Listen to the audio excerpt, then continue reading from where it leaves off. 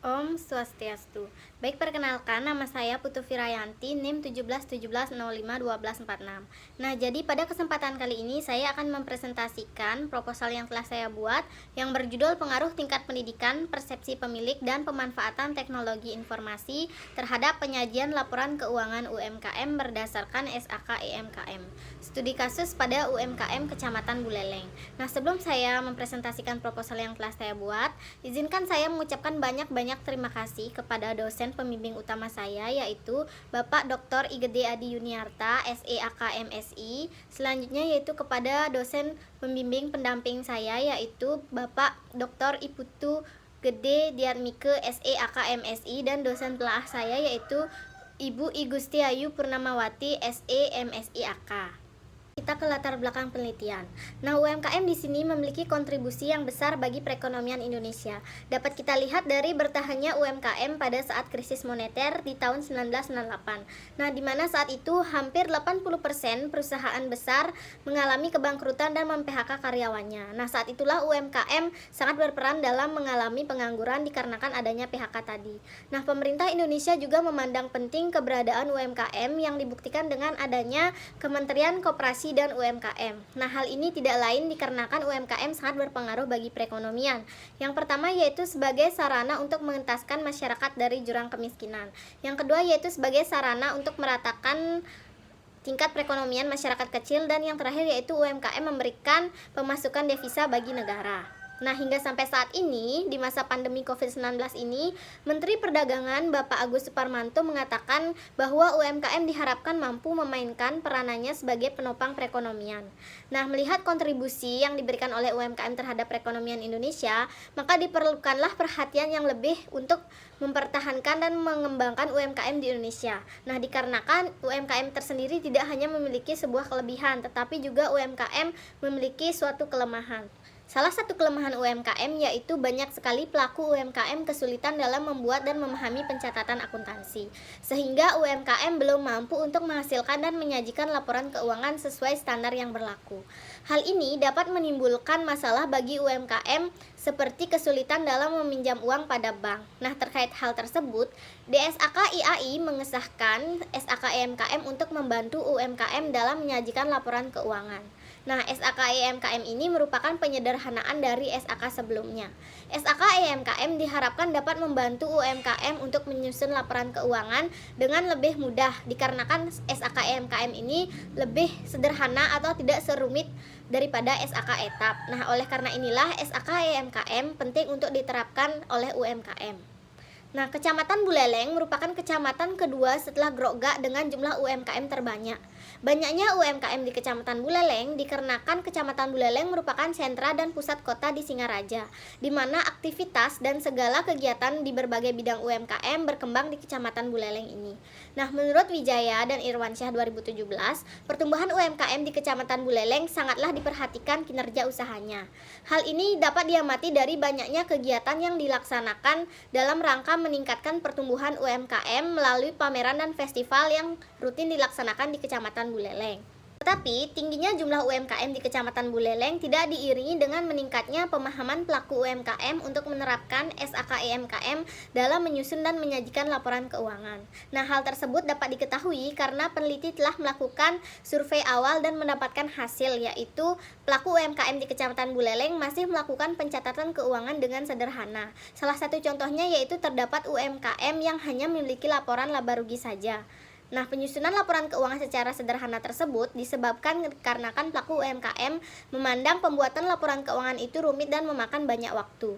Nah, selain itu para pelaku UMKM juga mempunyai catatan keuangan yang sangat-sangat sederhana, seperti salah satu UMKM yang sudah disurvei yaitu UD Hanakartika yang hanya membuat jurnal saja. Nah, dengan demikian, itu artinya pelaku UMKM di Kecamatan Buleleng belum memahami akan pentingnya akuntansi. Padahal akuntansi tersebut sebagai alat untuk mengetahui bagaimana keadaan perusahaan melalui laporan keuangan. Nah, hal ini juga didukung oleh penelitian Andriani 2014, di mana dia menyatakan UMKM Kecamatan Buleleng belum memiliki pencatatan keuangan yang memadai dan belum menerapkan SAK EMKM. Nah, dalam menyajikan laporan keuangan, pastinya pelaku UMKM menghadapi suatu hambatan.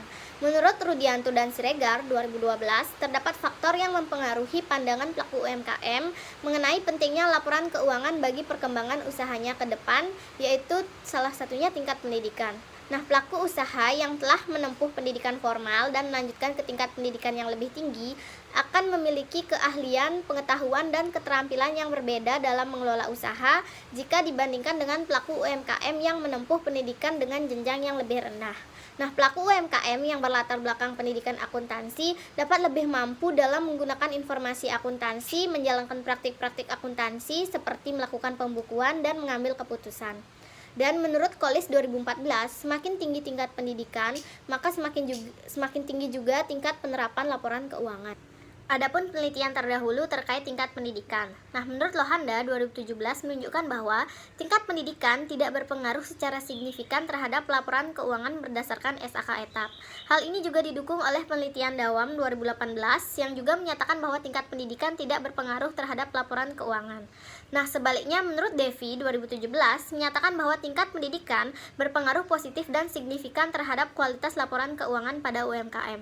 Hal ini juga didukung oleh penelitian Rina tahun 2017 yang menyatakan bahwa jenjang pendidikan berpengaruh positif terhadap penyajian laporan keuangan berdasarkan SAK etap. Faktor lain yang dapat menghambat penyajian laporan keuangan yaitu persepsi pemilik.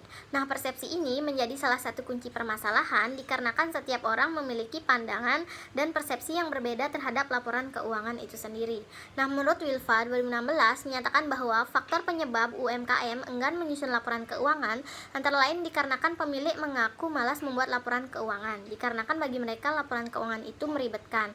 Nah, pemilik juga tidak memiliki waktu yang banyak untuk menyusun laporan keuangan, di mana mereka lebih memikirkan hal lain yang lebih penting seperti meningkatkan omset per bulan. Nah, mereka juga tidak memiliki karyawan di bidang akuntansi. Selain itu, pengguna informasi dari laporan keuangan lebih berminat untuk mengetahui omset per bulan, pengeluaran per bulan, penjualan per bulan, kredit, utang piutang, serta tren masa lalu UMKM dalam menghasilkan laba daripada informasi yang membantu mereka untuk merencanakan arus kas, pendapatan, likuiditas, dan nilai perusahaan di masa depan. Adapun penelitian terdahulu terkait persepsi pemilik. Nah, menurut Wilfa 2016, persepsi pemilik memiliki pengaruh positif terhadap kualitas laporan keuangan UMKM. Nah, hal ini juga didukung oleh penelitian Nuril Badria dan Nurdiana 2018 yang menyatakan bahwa persepsi pelaku UMKM berpengaruh signifikan terhadap penggunaan SAK EMKM. Dan sebaliknya, persepsi pelaku UMKM tidak berpengaruh signifikan terhadap penggunaan SAK EMKM dalam menyusun laporan keuangan menurut Jamrol 2018. Selain dua faktor yang telah dijelaskan tadi, masih terdapat faktor lain yang mempengaruhi penyajian laporan keuangan, yaitu pemanfaatan teknologi informasi. Nah, menurut Undang-Undang Nomor 11 Tahun 2008 tentang Informasi dan Transaksi Elektronik, pemanfaatan teknologi informasi berperan penting dalam perdagangan dan pertumbuhan perekonomian nasional untuk mewujudkan kesejahteraan masyarakat. Nah, sistem dan teknologi informasi sangat berperan penting dalam bidang akuntansi untuk menyediakan informasi bagi pengambil keputusan, sehingga apabila sistem dan teknologi informasi baik, akan dapat meningkatkan kinerja dengan organisasi sekaligus mampu mencegah atau mendeteksi kesalahan dalam organisasi. Nah, menurut Lubis menyatakan bahwa tingkat pemanfaatan teknologi informasi UMKM masih rendah, di mana banyak pelaku UMKM yang belum melakukan pembukuan dan pencatatan dengan memanfaatkan teknologi informasi. Jadi, berdasarkan uraian fenomena di atas dan ketidakkonsistenan penelitian terdahulu, maka penelitian ini mengambil judul pengaruh tingkat pendidikan, persepsi pemilik, dan pemanfaatan teknologi informasi terhadap penyajian laporan keuangan UMKM berdasarkan SAK EMKM studi kasus pada UMKM Kecamatan Buleleng. Berdasarkan latar belakang yang telah diuraikan tadi, maka dapat diidentifikasi beberapa masalah. Yang pertama yaitu tingginya jumlah UMKM di Kecamatan Buleleng tidak diiringi dengan meningkatnya pemahaman pelaku UMKM untuk menerapkan SAK EMKM pada usahanya dalam menyusun laporan keuangan. Yang kedua yaitu pelaku UMKM di Kecamatan Buleleng masih melakukan pencatatan pelaporan keuangan dengan sederhana. Selanjutnya yaitu pelaku UMKM di Kecamatan Buleleng belum memahami akan pentingnya akuntansi, padahal akuntansi sebagai alat untuk mengetahui perkembangan usaha melalui laporan keuangan. Dilanjutkan dengan batasan masalah. Nah, berdasarkan latar belakang di atas, maka batasan masalah penelitian ini dibatasi pada pengaruh 3 variabel yang digunakan, yaitu tingkat pendidikan, persepsi pemilik, dan pemanfaatan teknologi informasi. Dan berdasarkan latar belakang di atas, maka rumusan masalah yang didapat yaitu yang pertama, bagaimana pengaruh tingkat pendidikan terhadap penyajian laporan keuangan berdasarkan SAK EMKM. Yang kedua, yaitu bagaimana pengaruh persepsi pemilik terhadap penyajian laporan keuangan UMKM berdasarkan SAK EMKM. Dan yang ketiga, yaitu bagaimana pengaruh pemanfaatan teknologi informasi terhadap penyajian laporan keuangan berdasarkan SAK EMKM. Selanjutnya yaitu ada tujuan penelitian. Nah, berdasarkan rumusan masalah di atas, maka tujuan dari penelitian ini yaitu yang pertama, untuk mengetahui bagaimana pengaruh tingkat pendidikan terhadap penyajian laporan keuangan UMKM. Yang kedua yaitu untuk mengetahui bagaimana pengaruh persepsi pemilik terhadap penyajian laporan keuangan UMKM. Dan yang ketiga yaitu untuk mengetahui bagaimana pengaruh pemanfaatan teknologi informasi terhadap penyajian laporan keuangan UMKM. Selanjutnya yaitu manfaat penelitian. Dengan adanya penelitian ini, diharapkan hasil penelitian dapat memberikan manfaat sebagai berikut.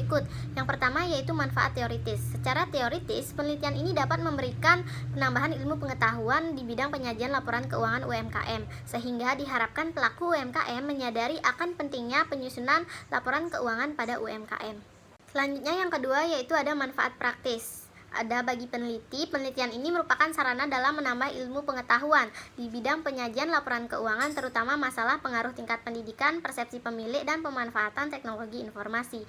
Selanjutnya yaitu bagi UMKM. Hasil penelitian ini diharapkan dapat dijadikan sebagai dasar pertimbangan dan masukan bagi UMKM dalam kelangsungan usahanya. Selanjutnya yaitu ada bagi masyarakat. Penelitian ini diharapkan dapat dijadikan sebagai sumber informasi sehingga dapat memberikan wawasan kepada masyarakat bahwa penyusunan laporan keuangan sangat penting bagi keberlangsungan UMKM. Selanjutnya yaitu kajian teori. Pada penelitian ini yang menjadi grand teori yaitu teori kontingensi. Menurut Ganescu 2012, teori kontingensi merupakan teori perilaku yang menyatakan bahwa keadaan manajemen atau suatu organisasi bergantung pada kondisi internal ataupun eksternal perusahaan. Nah, teori kontingensi juga merupakan teori yang mampu untuk memahami keseimbangan serta keterkaitan yang ada pada lingkungan bisnis baik itu internal maupun eksternal. Jadi, berdasarkan uraian di atas, maka di sini pihak UMKM akan menyusun laporan keuangan atas desakan dari pihak eksternal untuk tujuan pengembangan usahanya dan desakan dari pihak internal yaitu untuk tujuan perencanaan dan evaluasi kinerja usaha yang telah dilakukan. Selanjutnya yaitu ada laporan keuangan. Nah, di sini menurut Kartika Hadi 2016, laporan keuangan adalah merupakan media utama bagi suatu entitas untuk mengkomunikasikan informasi keuangan oleh manajemen kepada para pemangku kepentingan seperti pemegang saham, kreditur, serikat pekerja, dan badan pemerintahan. Nah, menurut Kasmir 2013, dalam pengertian yang sederhana, laporan keuangan adalah laporan yang menunjukkan kondisi keuangan perusahaan pada saat ini atau dalam suatu periode tertentu. Selanjutnya yaitu SAK EMKM. Nah, di sini ada penyajian laporan keuangan berdasarkan SAK EMKM. Menurut Hetika dan Nurul 2018, penyajian wajar mensyaratkan penyajian jujur atas pengaruh transaksi, peristiwa, dan kondisi lain yang sesuai dengan definisi dan kriteria pengakuan aset, liabilitas, penghasilan, dan beban. Nah, penyajian wajar laporan keuangan mensyaratkan entitas untuk menyajikan informasi untuk mencapai tujuan yang relevan, representasi, keterbandingan, dan keterpahaman. UMKM atau usaha mikro, kecil, dan menengah. Yang pertama yaitu usaha mikro. Usaha mikro adalah usaha produktif milik orang perorangan dan atau badan usaha perorangan yang memenuhi kriteria usaha mikro sebagaimana diatur dalam Undang-Undang Nomor 20 Tahun 2008. Nah, usaha kecil adalah usaha ekonomi produktif yang berdiri sendiri yang dilakukan oleh orang perseorangan atau badan usaha yang bukan merupakan anak perusahaan atau bukan cabang perusahaan yang dimiliki, dikuasai, atau menjadi bagian baik secara langsung maupun tidak langsung dari usaha menengah ataupun usaha besar, di mana yang memenuhi kriteria usaha kecil sebagaimana dimaksud dalam Undang-Undang Nomor 20 Tahun 2008. Terakhir yaitu usaha menengah. Nah, usaha menengah adalah usaha ekonomi produktif yang berdiri sendiri yang dilakukan oleh orang perseorangan atau badan usaha yang bukan merupakan anak perusahaan atau cabang perusahaan yang dimiliki, dikuasai, atau menjadi bagian baik secara langsung maupun tidak langsung dengan usaha kecil ataupun usaha besar dengan jumlah kekayaan bersih atau hasil penjualan tahunan sebagaimana diatur dalam Undang-Undang Nomor 20 Tahun 2008. Selanjutnya yaitu tingkat pendidikan. Nah, pengertian tingkat pendidikan adalah suatu kondisi tingkat pendidikan yang dimiliki oleh seseorang melalui pendidikan formal yang dipakai oleh pemerintah serta disahkan oleh Departemen Pendidikan. Yaitu persepsi pemilik. Nah, menurut Kotler dan Armstrong tahun 2014, persepsi adalah proses di mana seseorang memilih, mengatur, dan menginterpretasikan informasi untuk membentuk gambaran yang berarti mengenai dunia. Nah, menurut Robbins 2015, persepsi adalah proses yang digunakan individu mengelola dan menafsirkan kesan indera mereka dalam rangka memberikan makna kepada lingkungan mereka. Meski demikian, apa yang dipersepsikan seseorang dapat berbeda dari kenyataan. Selanjutnya yaitu ada pemanfaatan teknologi informasi. Nah, menurut Arusdiana dan Irfan 2014, teknologi informasi yaitu suatu teknologi yang digunakan untuk mengolah data, termasuk memproses, mendapatkan, menyusun, menyimpan, dan memanipulasi data dalam berbagai cara untuk menghasilkan informasi yang berkualitas. Kajian hasil penelitian yang relevan. Yang pertama yaitu dari Dedi Lohanda 2017, selanjutnya yang kedua yaitu dari Rasanisa Wilfa 2016, selanjutnya yaitu ada dari Putu Emi Susmadevi 2017, selanjutnya yaitu ada dari Marcella dan Elvan 2019, selanjutnya yaitu dari Aulia Dawam 2018, selanjutnya yaitu dari Ari et al 2016, selanjutnya yaitu ada dari Rina et al 2017, selanjutnya yaitu dari Irwan Nurkolis 2014, yang kesembilan yaitu dari Syafrida Hani dan Zahra Fauzi 2017. Selanjutnya yaitu kerangka berpikir. Nah, kerangka berpikir dalam penelitian ini adalah menjelaskan pengaruh atau hubungan tingkat pendidikan persepsi pemilik dan pemanfaatan teknologi informasi terhadap penyajian laporan keuangan UMKM berdasarkan SAKMKM. Maka dapat digambarkan kerangka pemikiran seperti slide di samping, yaitu di mana tingkat pendidikan sebagai variabel X1, persepsi pemilik sebagai variabel X2, dan pemanfaatan teknologi informasi sebagai variabel X3 mempengaruhi penyajian laporan keuangan UMKM berdasarkan SAKMKM sebagai variabel Y, di mana hipotesis pada penelitian ini yaitu tingkat pendidikan berpengaruh positif terhadap penyajian laporan keuangan UMKM berdasarkan SAKMKM. Yang kedua yaitu persepsi pemilik berpengaruh positif terhadap penyajian laporan keuangan UMKM berdasarkan SAKMKM. Dan hipotesis yang ketiga yaitu pemanfaatan teknologi informasi berpengaruh positif terhadap penyajian laporan keuangan berdasarkan SAKMKM. Selanjutnya yaitu ada rancangan penelitian. Nah, metode penelitian yang digunakan dalam penelitian ini yaitu metode kuantitatif. Menurut Sugiono 2017, metode penelitian kuantitatif dapat diartikan sebagai metode penelitian yang berlandaskan pada filsafat positivisme, digunakan untuk meneliti pada populasi atau sampel tertentu. Teknik pengambilan sampel pada umumnya dilakukan secara random. Pengumpulan data menggunakan instrumen penelitian, analisis data bersifat kuantitatif atau statistik dengan tujuan untuk menguji hipotesis yang telah ditetapkan. Penelitian ini bertujuan untuk mengetahui bagaimana pengaruh dari variabel-variabel yang akan diteliti. Responden pada penelitian ini yaitu pelaku UMKM di Kecamatan Buleleng dengan pengambilan data melalui kuesioner. Data tersebut nantinya akan diuji oleh peneliti sehingga mendapatkan hasil penelitian dan pembahasan. Dan yang terakhir, peneliti akan membuat simpulan dari penelitian yang telah dilakukan. Nah, di dalam penelitian ini yang menjadi populasi penelitian adalah UMKM yang ada di Kecamatan Buleleng tahun 2021, yaitu berjumlah 565 UMKM. Selanjutnya yaitu sampel. Penentuan ukuran sampel pada penelitian ini menggunakan rumus Lovin, di mana yang akhirnya akan mendapat 85 sampel. Nah, di sini apabila peneliti melakukan penelitian terhadap populasi yang besar, sementara peneliti memiliki keterbatasan dana dan waktu, maka peneliti menggunakan teknik pengambilan sampel dengan metode simple random sampling. Selanjutnya yaitu jenis dan sumber data. Jenis data dalam penelitian ini yaitu menggunakan data kuantitatif, dan sumber data pada penelitian ini yaitu yang pertama ada data primer. Data primer diperoleh secara langsung dari hasil kuesioner yang disebarkan kepada sejumlah responden yang sesuai dengan target sasaran dan dianggap mewakili seluruh populasi. Nah, selanjutnya yaitu ada data sekunder. Nah, data sekunder pada penelitian ini berasal dari dokumen pada Dinas Perindustrian, Perdagangan, Koperasi, dan UMKM Kabupaten Buleleng, yaitu mengenai perkembangan UMKM di Kecamatan Buleleng. Instrumen penelitian. Nah, instrumen yang digunakan pada penelitian ini yaitu berupa angket atau kuesioner. Nah, pemberian skor menggunakan skala Likert yang dimodifikasi menjadi 4 jawaban. Yang terakhir yaitu ada teknik analisis data, di mana yang pertama ada uji asumsi klasik, selanjutnya ada analisis regresi linear berganda, dan yang terakhir yaitu ada uji hipotesis. Nah, sekian presentasi dari saya ucapkan terima kasih.